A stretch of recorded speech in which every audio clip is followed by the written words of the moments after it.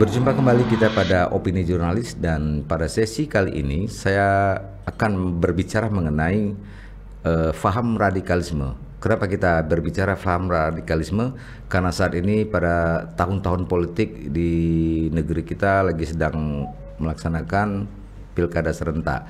Jangan sampai terjadi ada hal-hal yang tidak kita inginkan. Untuk berbicara mengenai faham radikalisme ini, saya langsung mengundang mantan narapidana teroris, ini Pak Abdurrahman. Iya. Menurut Pak Abdurrahman sendiri, Pak, asal muasal itu terjadinya faham radikalisme yang Bapak rasakan itu sejak kapan tuh, Pak? Kalau saya pribadi untuk mengenal paham radikalisme atau tepatnya paham terorisme ini, itu sejak tahun 2003 Pak, sudah mulai kita dipahamkan dengan masalah tersebut. Cuman proses, jadi perjalanan ya, jadi banyak kejadian, banyak yang sudah kita kerjakan di tahun-tahun tersebut, sampai pada tahun 2008 kelompok kita yang di Palembang ini itu tertangkap semua. Orang berapa tuh, Pak? Ada orang 10 Pak. 10 ya? Iya. Itu pada saat itu yang mengomando dari mana? Dari luar kayak apa dari dalam kita juga? Asalnya kalau kelompok kita kemarin murni dari Palembang, dari Sumatera Selatan juga. Jadi setelah kita berdiri, karena kita waktu awalnya dipahamkan dengan paham jihad, Pak. Jadi istilahnya bukan paham radikal atau paham terorisme, tapi kami mengenalnya dengan istilah jihad fisabilillah. Itu awal muasalnya, latar belakang Pak Abdurrahman sendiri aktif di organisasi keagamaan atau memang bagaimana, Pak? Ya, pada umumnya yang terlibat ini adalah yang memang sudah aktif atau biasa dengan dunia keagamaan.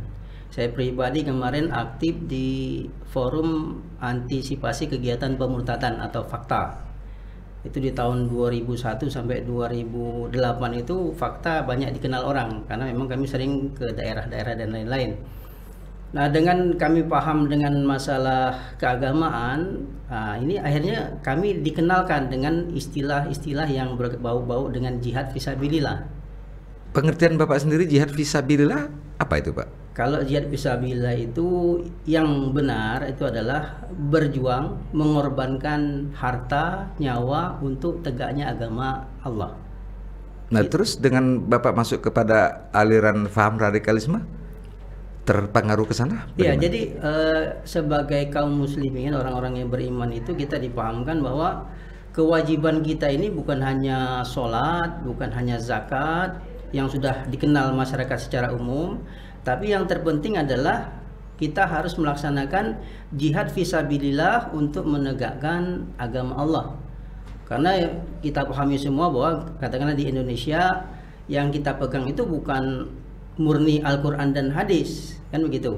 Jadi yang kita pegang adalah Pancasila, Undang-Undang Dasar 1945, itu yang kita pakai di Indonesia. Jadi ketika itu kita dipahamkan bahwa pemahaman bahwa syariat yang harus diterapkan di Indonesia ini kita menggunakan tadi Undang-Undang Dasar dan Pancasila itu adalah yang keliru. Karena tidak sesuai dengan perintah di dalam Al-Quran maupun hadis bahwa kita harus menegakkan syariat agama Islam dengan murni.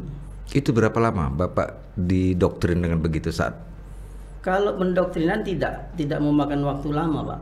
Makanya kalau kita berkenalan dengan orang yang memang latar belakangnya agama, semangat keagamaannya tinggi, ketika kita pahamkan dengan masalah jihad fisabilillah, itu akan cepat prosesnya. Lain kalau kita bicara dengan orang yang memang latar belakang agamanya minim, yang sholat jarang misalnya, ketika kita pahamkan dengan masalah jihad, mereka nggak masuk, nyambung. nggak nyambung. Iya, Ya. nyambung gitu. Jadi rata-rata nyambung itu memang udah dalam agamanya ya. Iya, begitu. Semangat agamanya tinggi, tapi ada keterbatasan di pemahaman dengan ilmunya.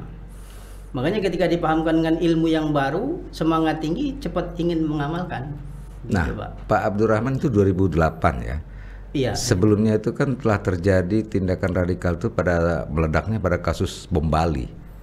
Gitu ya pada saat itu.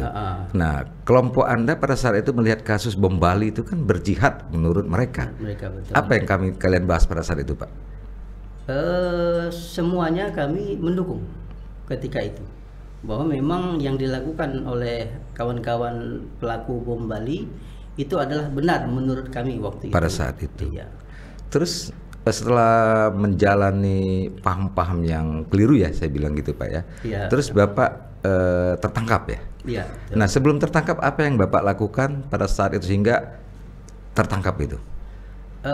Sebenarnya untuk apa yang sudah kami kerjakan itu enggak banyak sebenarnya Pak untuk masalah jihad fisabilillah. Cuman mungkin kami terkena karena kan kami ikut pelatihan merakit bom. Nah itu jadi kami banyak bom-bom yang sudah kita rakit, kemudian kita simpan. Memang belum kita meledakkan, baru ada perencanaan meledakkan bom ada, tapi belum sampai meledak. Itu bahan-bahan bisa dibeli di pasaran atau memang ada khusus yang pemasoknya? Ada pemasoknya Pak. Karena iya, kalau Pak, di pasaran sulit kita dapat untuk membeli bahan itu. Oke, berapa lama Pak waktu habis 2008 Bapak di lembaga atau ditahan di penjara itu? Kalau vonisnya kita 12 tahun Pak. 12 tahun ya? Iya, cukup lama sebenarnya. Bapak menjalani 12 tahun? 12 tahun, alhamdulillah di dalam itu kita tidak berkelakuan baik lah. Jadi kita dapat ikut remisi pembebasan ya? bersyarat, dapat remisi. Berapa tahun jadi?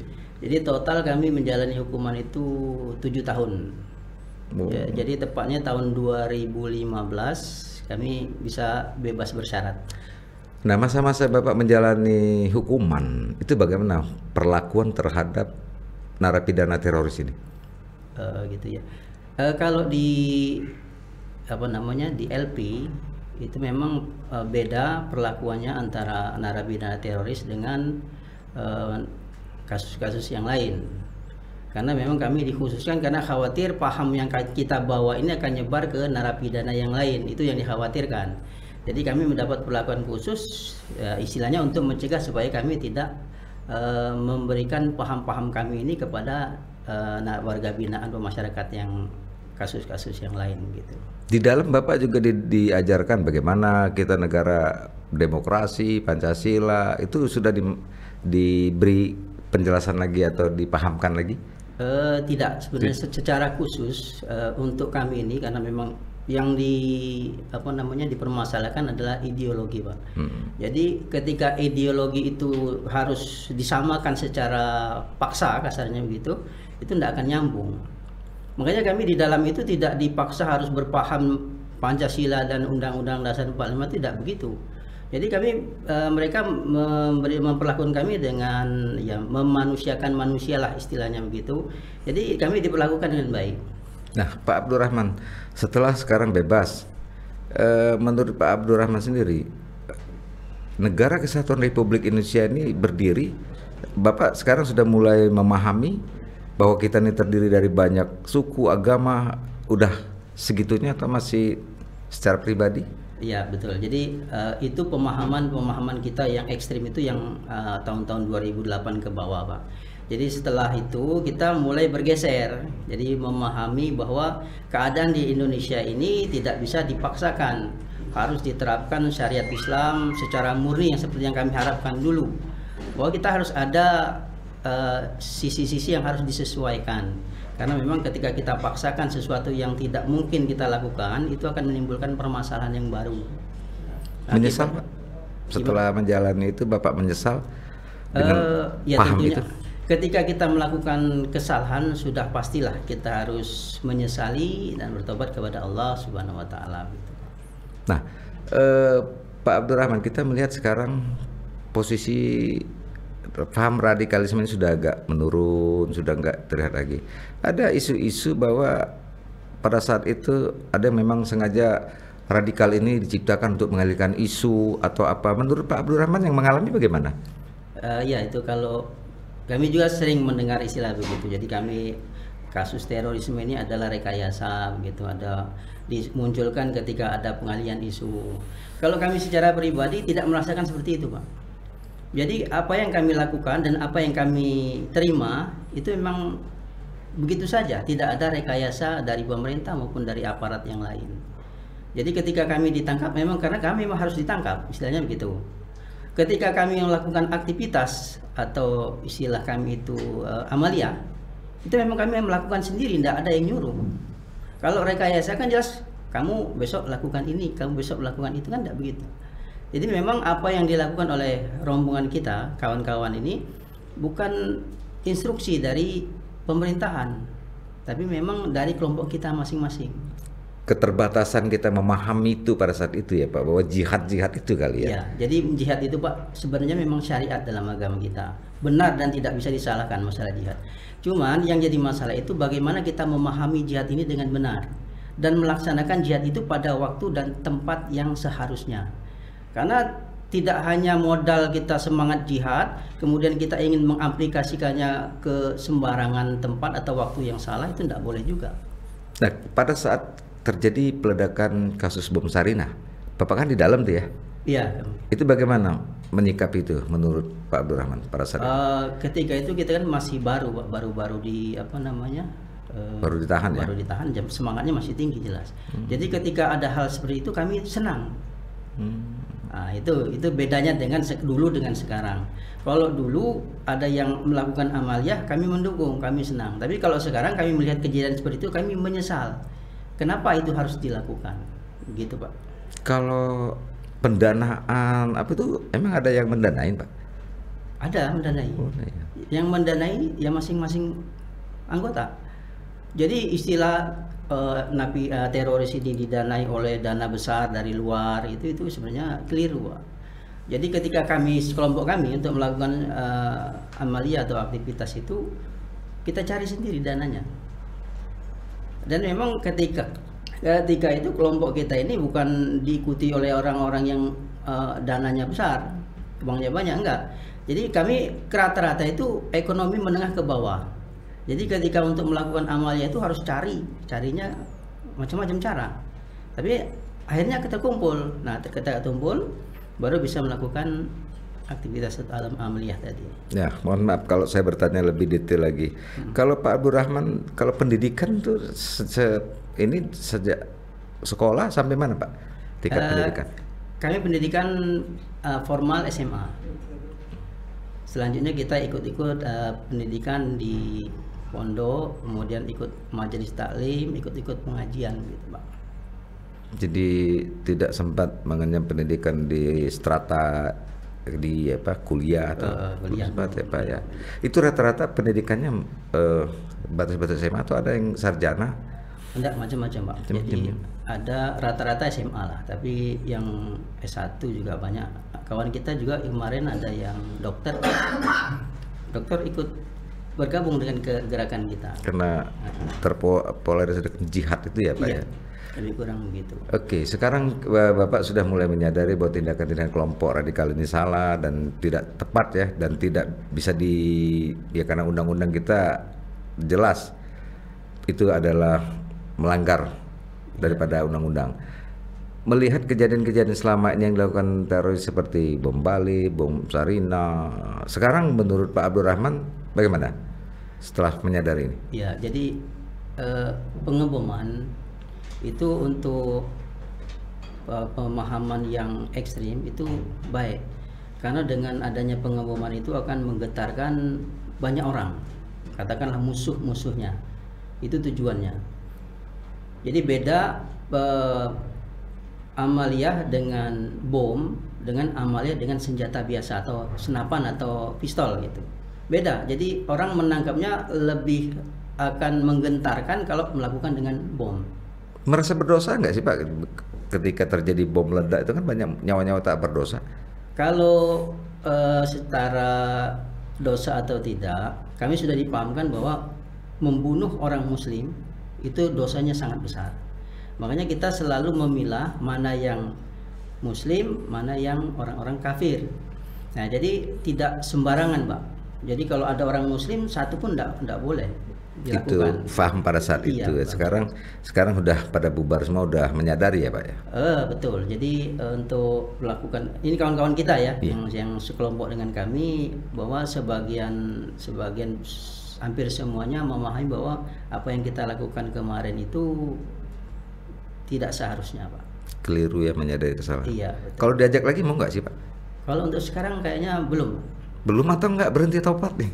Belum, karena memang kita tidak mau. Tapi tidak tahu kalau nanti ternyata tahun-tahun berikutnya kita berubah pikiran bisa juga. Tapi yang untuk sekarang kita tidak melakukan itu lagi, gitu Pak. Jadi asalkan memang negara ini berjalan sesuai keinginan, memang aturan negara yang berkeadilan menurut paham daripada kelompok Bapak. Sekarang kami tidak lagi berpaham kelompok. Tidak. Kalau dulu kami berpahamnya bagaimana menurut kelompok kami, kan begitu. Kalau sesuai dengan pemahaman kelompok kami akan ikuti. Tapi sekarang tidak. Jadi kami berpahaman secara umum lah, orang-orang Indonesia kebanyakan, apa yang baik menurut bangsa Indonesia maka kami akan ikut. Tapi ketika itu memang ada ya kecurangan atau ketidakadilan, tentu kami tidak akan mendukung hal tersebut. Dengan cara? Seperti ini, pilkada. Ya. Pilkada menurut kami ini akan membawa manfaat ketika itu dilaksanakan dengan adil. Secara demokrasi. Secara demokrasi yang baik. Tapi kalau sudah ada banyak kecurangan, ada manipulasi, tentu kami tidak setuju juga dengan hal tersebut. Nah, jadi secara umum kami pilkada akan mensupport dan akan mengikuti. Kalau dulu boro-boro. Dengan hal sini pemilu atau semacamnya kami tidak akan ikut-ikut dalam hal tersebut. Tapi kalau sekarang kami akan ikut gitu. Artinya dengan kebebasan Pak Abdurrahman, udah berapa lama nih bebas nih Pak? Berarti dari 2015 2015 ya. Ya, selama 2015 sampai sekarang kira-kira kebebasan kehidupan mantan narapidana teroris apakah seperti kehidupan lainnya masyarakat biasa umumnya, atau memang ada kurang bebas atau diperhatikan atau apa tindak tanduknya? Ya kalau untuk secara kebebasan sepertinya kembali seperti biasa Pak, normal. Memang sekarang ini ya kita ada perhatian dari pemerintah. Ya pemerintah dah. Jadi ex napiter yang khususnya yang ada di Sumatera Selatan atau di Palembang khususnya itu sudah disatukan dalam wadah. Kami punya yayasan namanya Yayasan Pelita Bersatu Indonesia. Nah, ini ex napiter yang sudah kembali ke NKRI istilahnya, sudah hijau kalau kata aparat Densus, itu bisa bergabung ke dalam Yayasan Pelita Bersatu Indonesia.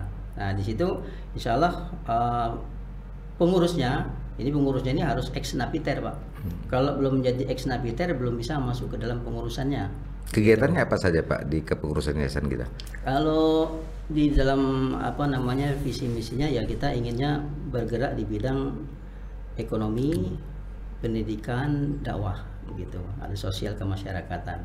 Nah, cuman karena banyak kendala dalam yayasan ini, baik itu dari anggotanya sendiri maupun dari fasilitas yang kita miliki, ini banyak kendala ketika akan menjalani kegiatannya di dalam yayasan. Makanya kita dalam hal ini juga. Jadi yayasannya berjalan nggak sih? Jalan Pak. Berjalan ya? Berjalan, cuman tidak seperti yang diharapkan. Belum ya? Ya belum. Jadi makanya kita mohon bisa diperhatikan bahwa yayasan ini perlu disupport, baik dari Pemkot atau dari Pemprov untuk supaya bisa berjalan dengan baik, sehingga orang-orang yang sudah baik di dalamnya itu tidak lagi goyang. Karena dengan beberapa kasus kan ada mantan narapidana teroris kembali lagi ikut dalam aktivitas tindakan terorisme. Nah, kita berharap bahwa yang sudah bergabung di dalam Yayasan Pelita Bersatu Indonesia ini sudah kuat, tidak lagi goyah dengan pengaruh-pengaruh pemahaman-pemahaman yang seperti dulu. Kuat secara ekonomi dan kuat secara wawasan kebangsaan. Betul begitu Pak yang kita harapkan. Kalau ekonominya tidak kuat, biasanya godaannya besar ini. Karena sekarang ini rata-rata kita memang yang difokuskan adalah masalah ekonomi. Nah, ini perlu disupport sebenarnya agar mereka lebih bisa mandiri dalam hal ekonominya. Gitu. Selama ini pemerintah yayasan ini sudah berjalan, bagaimana perhatiannya?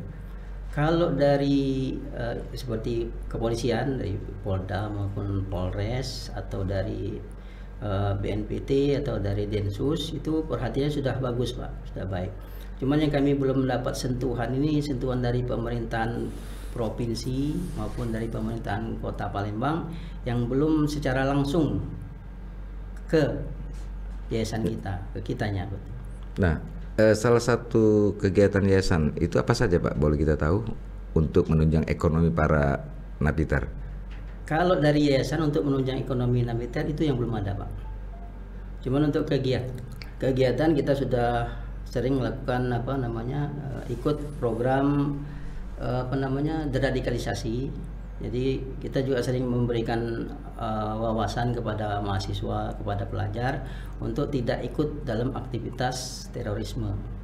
Paham radikal ya. Iya. Dan kita juga sudah ada untuk membuka semacam rumah tahfiz untuk anak-anak. Itu sudah kita laksanakan di yayasan kita. Kalau dengan masyarakat sekitar lingkungan melihat mantan jadi napiter ini bagaimana, menerima atau memang mereka agak takut-takut selama Bapak menjalani sudah keluar daripada tahanan ini? Ya sebenarnya kalau saya pribadi alhamdulillah tidak ada masalah dengan masyarakat Pak. Masyarakat selalu support karena memang kita bukan pendatang. Ketika saya ditangkap, saya statusnya bukan yang datang nyewa rumah kemudian melakukan aktivitas terorisme, enggak.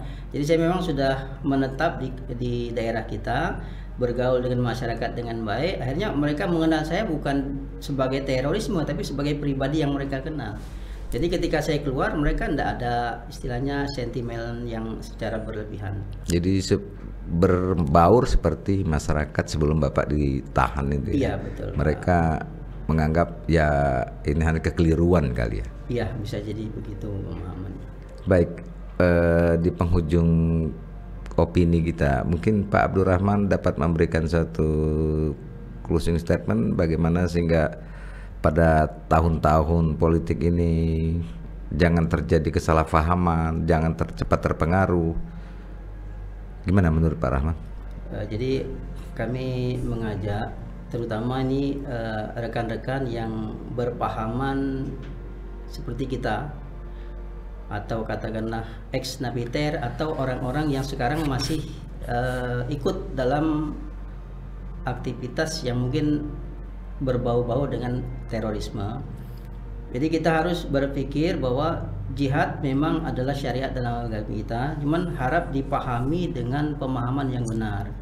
Jangan hanya memahami dengan versi kelompok sendiri, karena kelompok kita sendiri ini belum tentu pemahamannya benar. Jadi kita harus membandingkan dengan bagaimana pemahaman dari kelompok-kelompok yang lain.